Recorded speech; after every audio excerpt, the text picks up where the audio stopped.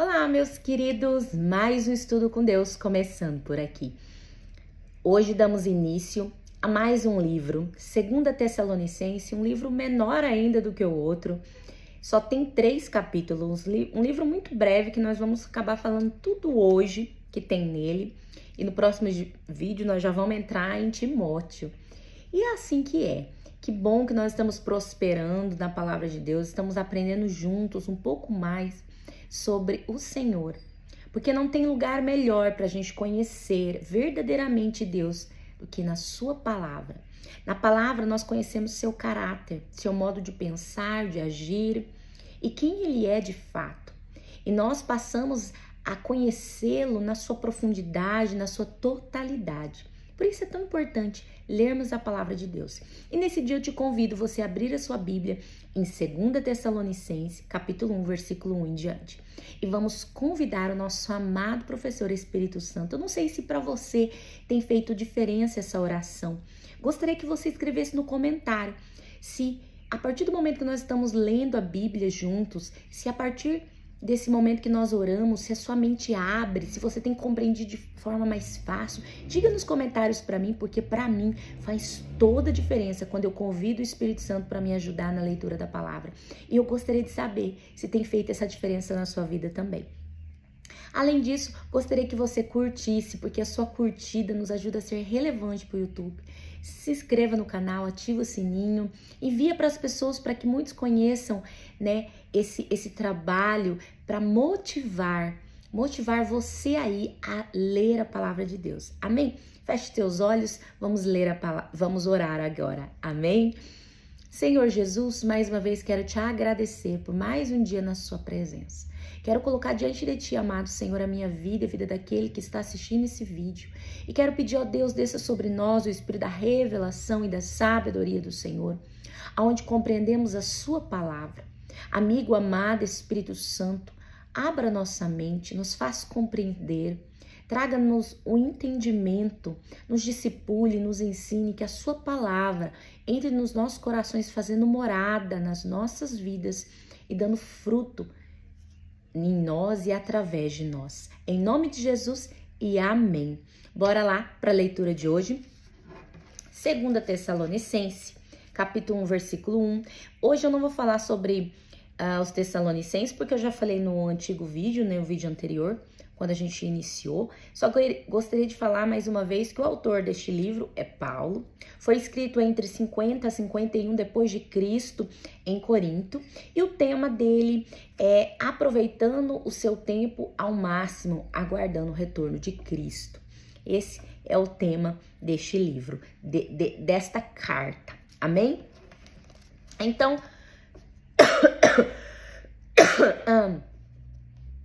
2 Tessalonicenses, capítulo 1, que tem como título Saudação. Versículo 1 diz assim: Paulo e Silvano e Timóteo, a igreja dos Tessalonicenses. Em Deus, nosso Pai, no nosso Senhor Jesus Cristo, graça a vós e paz da parte de Deus, nosso Pai, e do nosso Senhor Jesus Cristo. Versículo 3. Devemos sempre dar graças a Deus por vós, irmãos, como é adequado, porque a vossa fé cresce excessivamente e a caridade, no caso o amor, de cada um de vós aumenta de uns para com os outros. Versículo 4. De maneira que nós mesmos nos gloriamos de vós nas igrejas de Deus, por causa da vossa paciência e fé, em todas as vossas perseguições e tribulações que suportais.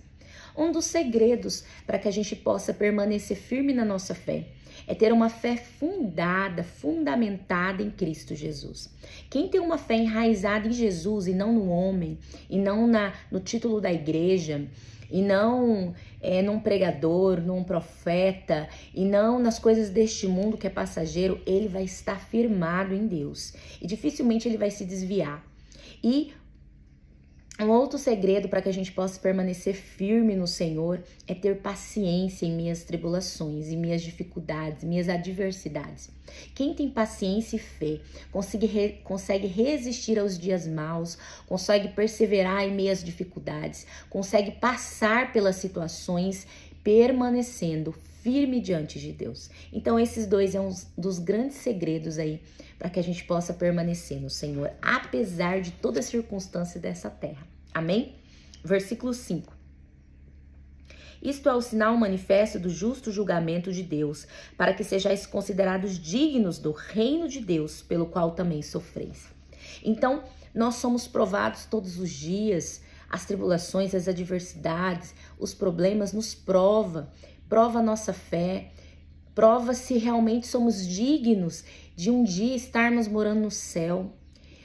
Isso vem provar e testar se nós vivemos uma fé genuína, não somente uma fé em palavras, mas em obras de perseverança, em obras de paciência, em obras de, em minhas perseguições, continuar firme no Senhor. Isso nos testa e nos faz ser dignos do céu. Amém? Versículo 6. Visto que é algo justo diante de Deus recompensar tribulação aos que vos atribulam. Versículo 7. E a vós que sois atribulados, descanso conosco, quando o Senhor Jesus se revelar desde o céu com seus anjos poderosos, em chama de fogo, tomando vingança dos que não conhecem a Deus e dos que não obedecem ao evangelho de nosso Senhor Jesus Cristo, os quais serão punidos com eterna destruição, longe da presença do Senhor e da glória do seu poder, quando vier para ser glorificado nos seus santos e para ser admirado naquele dia em todos que creem, porque o nosso testemunho foi crido entre vós. Pelo que também oramos sempre por vós, para que o nosso Deus vos considere dignos dessa vocação e cumpra todo o desejo da sua bondade e a obra da fé com poder. Versículo 12. Para que o nome de nosso Senhor Jesus Cristo seja glorificado em vós, e vós nele, segundo a graça de nosso Deus e nosso Senhor Jesus Cristo. Capítulo 2, tem como título O Homem do Pecado, versículo 1. Ora, suplicamo-vos, irmãos, com respeito à vinda de nosso Senhor Jesus Cristo e nossa reunião com ele, que não vos movais facilmente da vossa mente, nem vos perturbeis, quer por espírito, quer por palavra, quer por carta, como de nós, como se o dia de Cristo estivesse perto. Sabe o que está faltando nessa geração dos crentes dos dias de hoje? Convicção. A convicção, ela nos faz permanecer firme nas nossas crenças, nos nossos pensamentos, apesar de qualquer circunstância, apesar de qualquer trabalho de engano do nosso inimigo, nós permanecemos firmes nos caminhos certos, por causa que a convicção nos faz ter certeza, apesar de qualquer circunstância, qualquer adversidade, qualquer espírito de engano que queira nos enganar. Ele nos faz permanecer firmes, convictos, apesar de todas as coisas. Isso nos faz não sair facilmente daquilo que nós acreditamos. Porque a geração de hoje, como não tem convicção, qualquer doutrina errada leva a eles, qualquer palavra duvidosa os engana, porque não falta-lhes convicção. A convicção é o que vai nos ajudar a permanecer firme até o dia do Senhor, até a vinda de Cristo no caminho certo, porque vai ter muitos e muitos ataques de engano na nossa vida, nos fazendo querer se afastar, nos afastar do caminho certo, da presença de Deus e naquilo que o Senhor realmente quer para nós. Amém? Mas o que vai nos trazer convicção, com certeza, é conhecer a Deus verdadeiramente. Por que esse trabalho está acontecendo hoje aqui? Por que eu estou te convidando a ler a Bíblia? Porque o Senhor tem feito esse convite a você, para que você o conheça verdadeiramente e tenha convicção.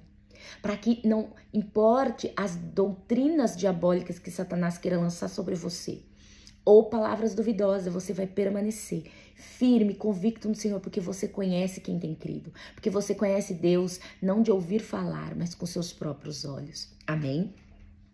Continuando no versículo 3, que diz: ninguém vos engane de maneira alguma, pois aquele dia virá sem que primeiro venha, pois aquele dia não virá, sem que primeiro venha a apostasia, e que o homem do pecado seja revelado, filho da perdição, o qual se opõe e se levanta contra tudo que se chama Deus ou se adora, de modo que se assentará como Deus no templo de Deus, querendo parecer Deus.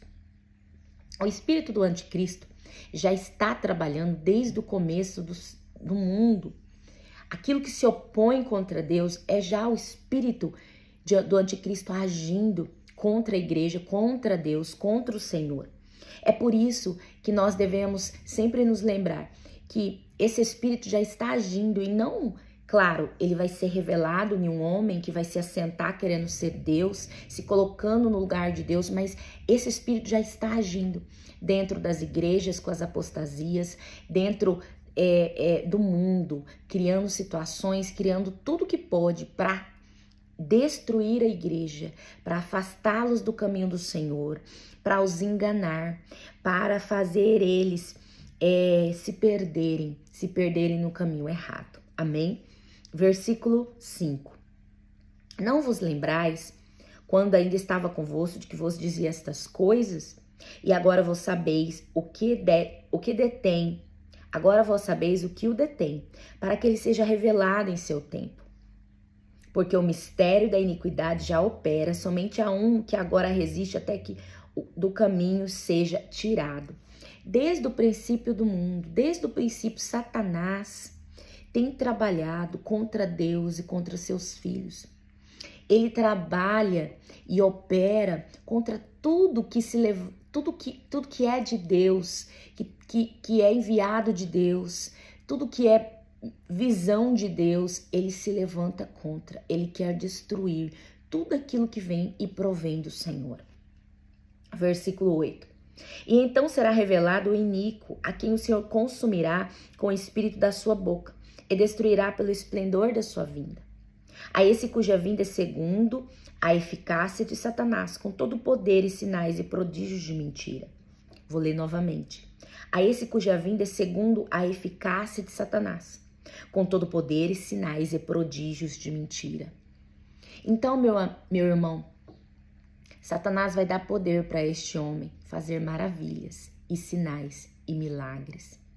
É por isso que tantos serão confundidos e enganados. Porque de fato ele vai parecer Deus, ele vai parecer um Deus. Mas é a mentira que vai reinar, é o engano, é o espírito da mentira. É por isso que precisamos estar atentos, vigilantes e conhecendo Deus com convicção, para não sermos enganados. Amém? Versículo 10. E com todo engano da injustiça naqueles que perecem, porque não receberam o amor da verdade, para que pudessem ser salvos. A injustiça, ela é enganosa. Ela é enganosa, meu irmão, ela engana o homem. Ela faz o homem acreditar que o que ele está vivendo é o certo. Versículo 11.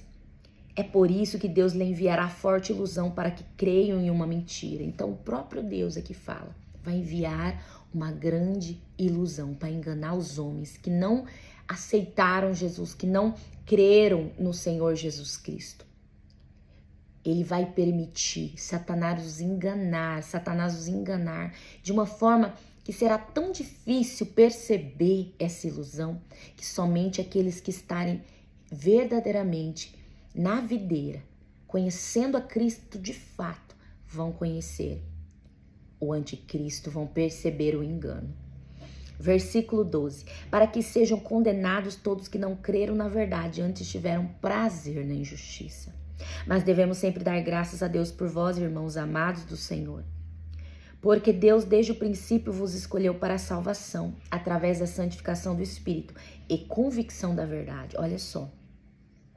Ele nos escolheu para a salvação, através da santificação do Espírito. Ninguém verá o Senhor sem santidade. E termina falando, e convicção da verdade é o que nós falamos agorinha. Quem não tem convicção da verdade não vai conseguir resistir nos últimos dias. Ele vai ser enganado. Ventos de doutrinas erradas vai vir e vai o enganar. Versículo 14. Para o que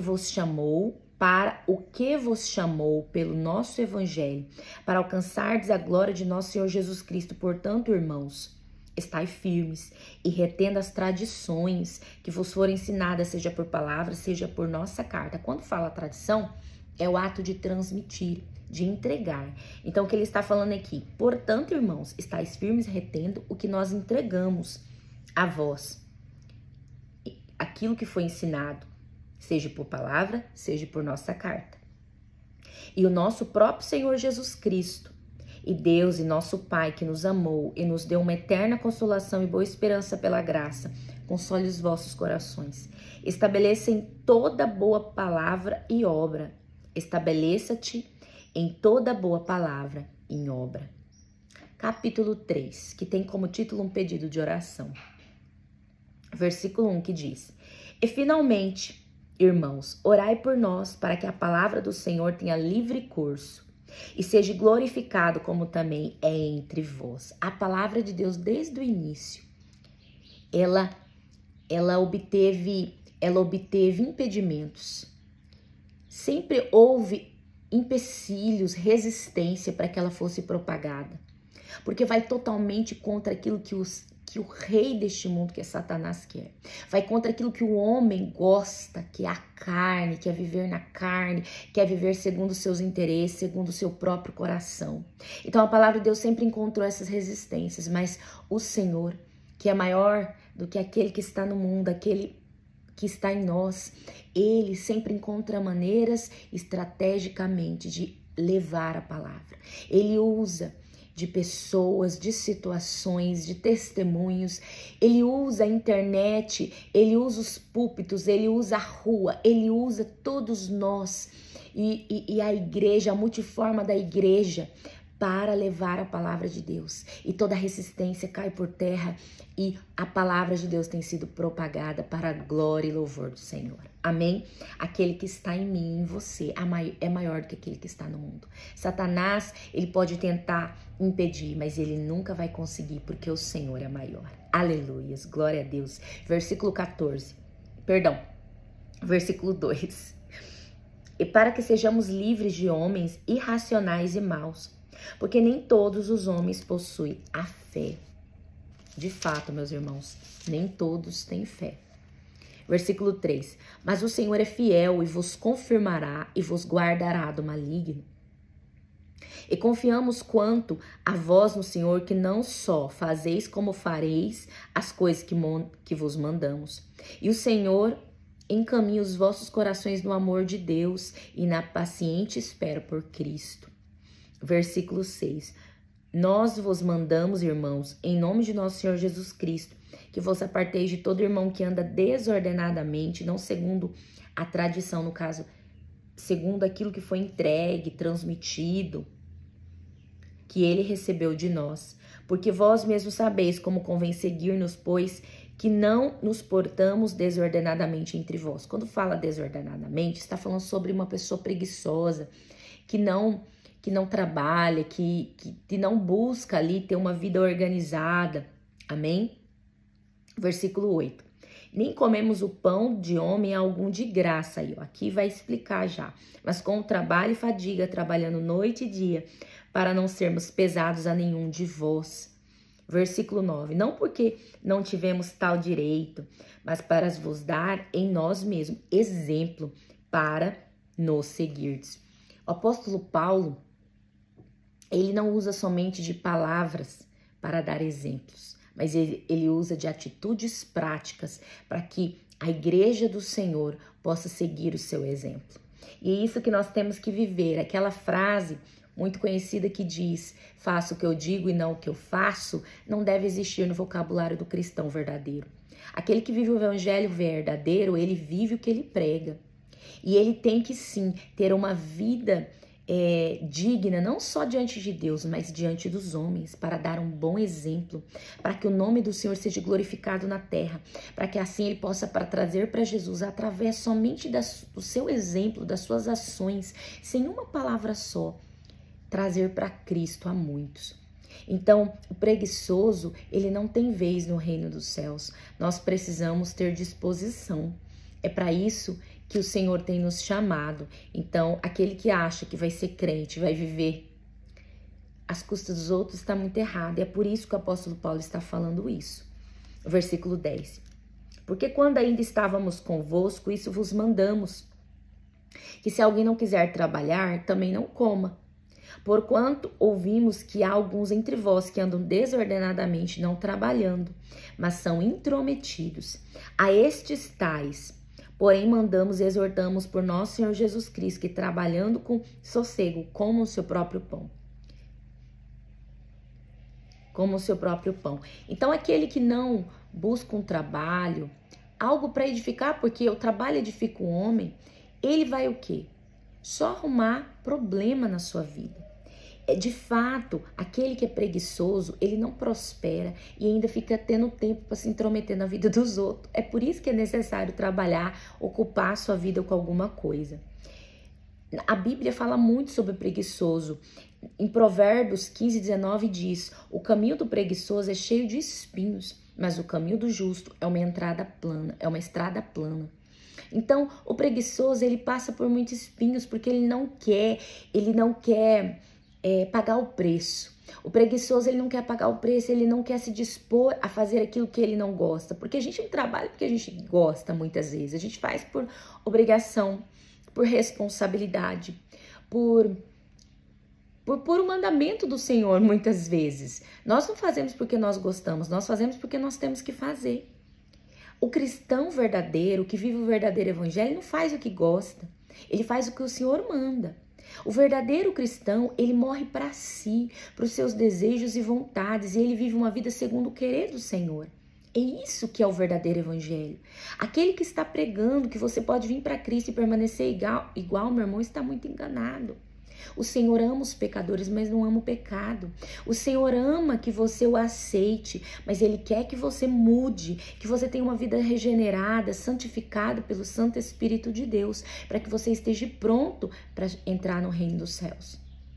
E para isso é necessário a gente morrer para nós mesmos. É necessário a gente ser santificado e regenerado todos os dias, até a vinda de Cristo, para que possamos estar pronto para entrar no reino dos céus. Amém?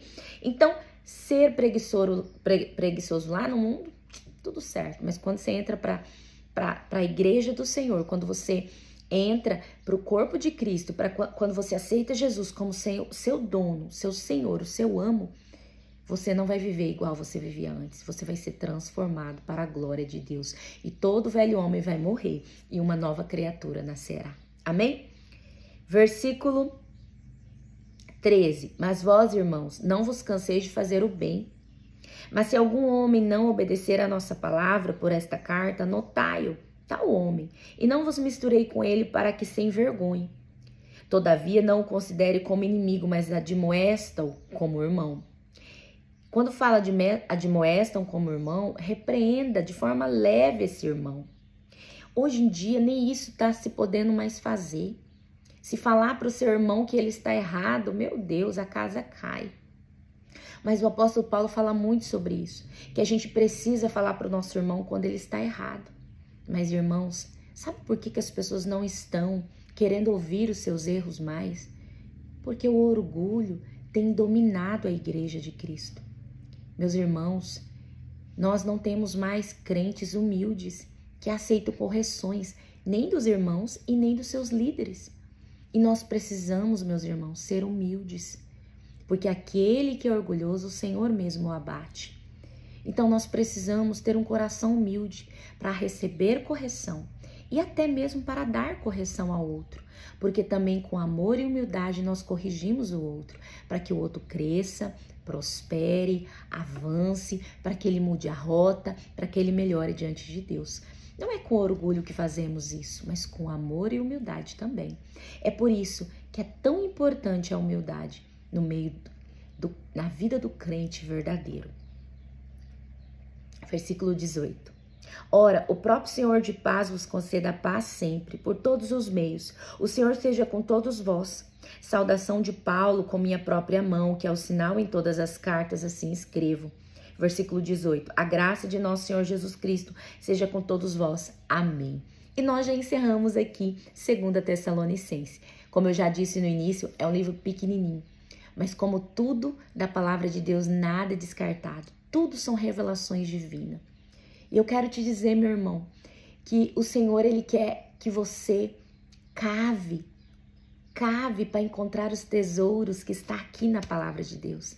Mas para isso é importante você cavar, que é ler a palavra, porque ele tem grandes coisas para te ensinar, para te revelar, para te mostrar através da palavra. Então leia a palavra de Deus e no próximo vídeo eu te espero para que a gente comece 1 Timóteo, um livro maravilhoso também, que tem muito a nos ensinar, muito a nos transmitir. Amém? E eu te aguardo no próximo vídeo. Fique com Deus, que Deus abençoe a sua vida e que o Senhor possa estar com você todos os dias da sua vida. Em nome de Jesus e até o próximo vídeo.